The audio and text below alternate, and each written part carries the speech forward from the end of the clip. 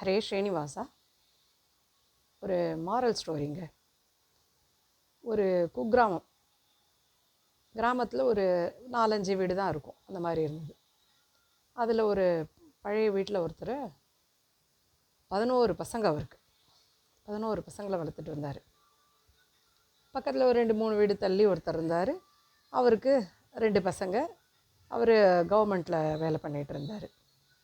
இவருக்கு அந்த 11 பசங்கங்கிறவருக்கு படிப்பு நாலேஜ் ஒன்றும் இல்லாததால் அவர் காட்டு பக்கம் போய் விறகெல்லாம் வெட்டி வெட்டி கொண்டு வந்து ஒய்ஃபுக்கு கொடுப்பாரு.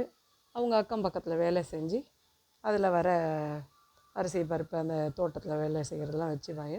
இவர் கொண்டுற விறகு கொண்டு வந்து சமைச்சி 3 வேளையும் பசங்களுக்கு கொடுத்து வளர்த்துட்டு வந்தாங்க. தினம் ராத்திரி அவர் வீட்டில் 9-10 மணி வரையிலையும் எல்லா பசங்களையும் அந்த காலத்துலலாம் திண்ணைன்னுவாங்க. அந்த திண்ணையில் உட்காந்து நிறைய நேரம் பேசிக்கிட்டு ஒவ்வொரு பசங்க ஸ்கூலுக்கு போயிட்டு வந்தது எல்லாம் கேட்டுட்டு சொல்லிவிட்டு எல்லாம் தூங்குவாங்க. அது வழக்கம். பக்கத்து வீட்டில் இருக்கவர், என்ன இவர் இவ்வளோ பசங்க வச்சுட்டு ராத்திரி இப்படி பண்ணுறாரு அப்படிங்கிற மாதிரி அவருக்கு ஒரு எண்ணம். தினம் அவர் காலையில் விறகு வெட்ட போகும்போது அந்த 2வது வீடு சொன்னேன்னே அவர் ஆஃபீஸ்க்கு கிளம்புவார். அவரை பார்த்து இவர் தினம் வணக்கம் சார் அப்படின்னு கும்பிடுவார்.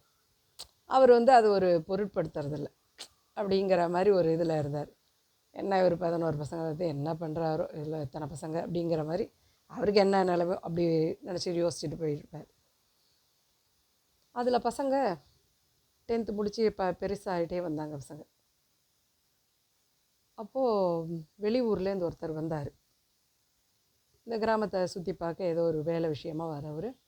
உங்கள் பசங்க நல்ல திறமையாக இருக்காங்களே, நான் அதில் 2 பசங்களை கூட்டிகிட்டு போகிறேன், மிலிட்ரி கூட்டிகிட்டு போகிறேன்னு சொல்லி கூட்டிகிட்டு போனார். வேலை வாங்கி தரேன், அரசாங்க பணியார் வாங்கி தரேன்னு கூட்டிகிட்டு போனார். சரின்னு அவரும் விட்டுட்டார். அந்த பசங்களை போய் படிக்க வச்சு வேலை வாங்கி கொடுத்து அவர் பார்த்துக்கிட்டார். அதே மாதிரி திருப்பி கொஞ்ச நாள் கழிச்சு இன்னொரு சர்வே ஆள் வரும்போது இன்னொரு பையனை பார்த்து நான் இந்த பையனை கூட்டிகிட்டு போகிறேன் அப்படின்னு கூட்டிகிட்டு ஒவ்வொரு பையனும் அதே மாதிரி கடைசியில் 3 பசங்க இருந்தாங்க. எல்லா பசங்களும் வேலை செய்கிறது படிக்கிறதுக்குன்னு வெளியூர் போயிட்டாங்க. இந்த 3 பசங்க இருக்கும்போது 3 பசங்களும் தனித்தனியாக விளையாடிக்கிட்டு இருந்தது.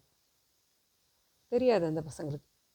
இது மாதிரி ஒவ்வொருத்தரையாக இந்த பையனை நான் கூட்டி போய் படிக்க வச்சு வேலை வாங்கி கொடுத்துட்றேன் அப்படின்னு கூப்பிட்டு 3 பசங்க நினச்சிருக்காங்க, ஓ இவர் நம்மளை தான் கூப்பிட்டு போகிறார், இன்னும் 2 பேர் இருக்காங்களே அப்பா அம்மாவுக்கு அப்படின்னு. இன்னொரு பையன் அவங்க 2 பேர் இருக்காங்களே, அது மாதிரி நினச்சி எல்லா பசங்களும் போயிடுறாங்க. இவங்க அப்பா அம்மா தனியாக இருக்காங்க. இப்படி கொஞ்சம் நாள் கழித்து அவருக்கு மணி ஆர்டர் வருது. அவர் பேர் மணி ஆர்டர் வருது. அந்த 2 வீடு தாண்டி கவர்மெண்ட் ஆஃபீஸுன்னு தானே, அவர் போஸ்டலில் சர்வீஸ் அவருக்கு. அவர் பார்க்குறாரு, மணி ஆர்டர் நம்ம விலாசமாக இருக்கே, நம்ம ஏரியாவாக இருக்கே, மகாராஜா யார் மகாராஜாவாக இருக்கும் அப்படின்னு யோசிக்கிறார். அவருக்கு இவரோட பேர் மகாராஜா இருக்கும்னு கூட தெரியல, அவ்வளோ இதெல்லாம் வந்துருக்கு. சரின்னு கேட்கவே இவர் நான் தாங்க மகாராஜாங்கிறாரு. ஓ மணி ஆர்டர் வந்திருக்கு உங்களுக்கு அப்படின்னு கொடுக்கவே பெரிய பையன் அனுப்பியிருக்காரு அப்படின்னு சரின்னு வாங்கி வச்சுக்கிறாரு. அப்புறம் பார்த்தா அடுத்த பிள்ளை மணி ஆர்டர், அடுத்த பிள்ளை மணி 2 பசங்க வாரத்துக்கு 2 நாளைக்கு ஒரு தடவை அப்பா அம்மா என்ன பண்ணுறாங்களோ என்ன கஷ்டப்படுறாங்களோன்னு சொல்லி அவங்க அங்கே சம்பாதிக்கிறதெல்லாம் மணி ஆர்டர் பண்ணிக்கிட்டே இருந்தாங்க. இவர் போஸ்ட் ஆஃபீஸ்காரருக்கு இவருக்கு மணி ஆர்டர் கொடுக்கறதே வேலையாக போச்சு. தினம் அவர் இவருக்கு செலிப்ரேட் பண்ணிகிட்டு இருந்தார். இப்போ அவர் தினம் இவருக்கு கொண்டு வந்து கொடுக்கறதே வேலையாக போச்சு. இப்படி இருக்கும்போது கொஞ்ச நாள் ஆச்சு, வருஷமாச்சு. பிள்ளைங்க எல்லோரும் ஊர்லேருந்து வந்தாங்க. எல்லோரும் ஒவ்வொரும் நல்ல போஸ்ட்டில் படித்து நல்ல உத்தியோகத்தில் இருக்க மாதிரி வந்தாங்க. வீடே கோலாகலமாக இருந்தது.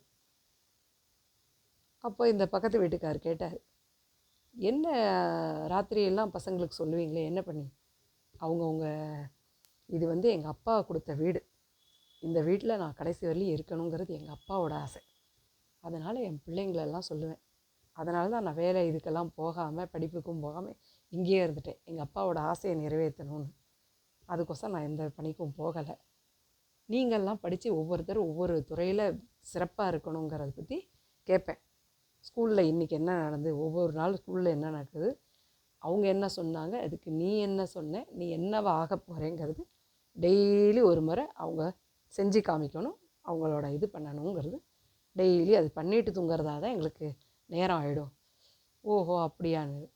அவரோட பிள்ளைங்களும் பெருசாகிட்டாங்க. பக்கத்தில் போஸ்ட் ஆஃபீஸ்னு அவர் பசங்களும் வேலை செஞ்சு வேலை கிடச்சிருச்சு போயிட்டாங்க. அந்த 2 பசங்க அதே வேலையை இந்த பக்கம் கூட வர முடியல.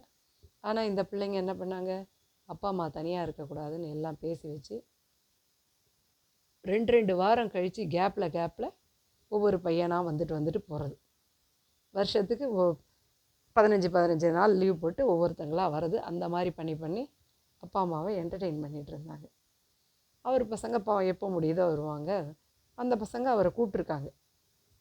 போஸ்ட் ஆஃபீஸில் வேலை பண்ணுறவரை, நீங்கள் வந்துருங்கப்பா எங்களோட அந்த இல்லை பக்கத்து வீட்டில் நடக்கிற இதெல்லாம் பார்த்தே எனக்கு ஆயுசு ஓடிடும். அவங்க அவ்வளோ நல்லா அந்த பிள்ளைங்க பார்த்துக்கிறாங்க.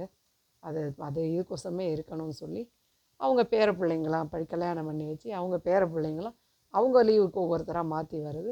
இதே மாதிரி ஆயிடுச்சு. இந்த கொண்டாட்டத்தை பார்த்து அவர் ரசிக்க ஆரம்பித்தார். இதுதாங்க எப்போ ஒரு மனுஷங்க எதை வச்சு மாறுவாங்கன்னு சொல்ல முடியாது. அவரோட கஷ்டத்துலேயும் அவர் பட்ட சுகத்தை இவர் உணர்ந்ததால் இவரும் அந்த சுகத்தில் பங்கேற்கணும்னு நினச்சார். அதுதாங்க மனுஷனோட இயல்பு. நல்லது நடந்தால் எல்லோரும் ஏற்றுக்கலாம்.